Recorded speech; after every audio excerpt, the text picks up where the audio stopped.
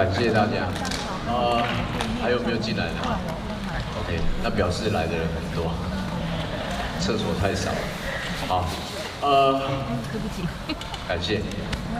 我们今天最后的安口曲啊，是孩子的创作，所以记得要安口。然后那时候我们会开放直播懂意思吗？是你们直播。但是呢，因为碍于昨天的经验，因为我们瘫痪了基地台，因为昨天整场直播有的时候已经当掉了，整个都当掉，所以我们等一下如果安口曲的时候就分2边直播这样，一边一首，一边一首这样，可能可以好一点。然后或者是不同的电信公司，这也许是一个方式。好，那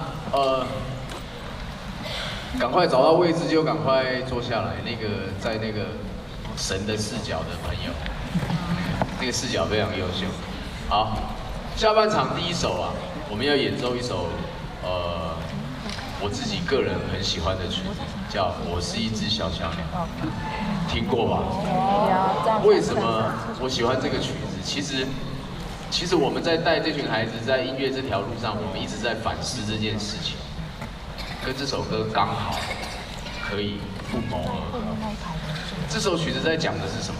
在讲的是，我们都希望要努力追寻梦想，可是当你达到梦想的时候，你会发现这世界好寒冷，你旁边没有朋友，所以这是你要的。所以，当我们带着孩子在往音乐的路上前进的时候，我们在他的生命里面放了更多的文化。更多的精致的东西，到底这真的是他生命里面需要的？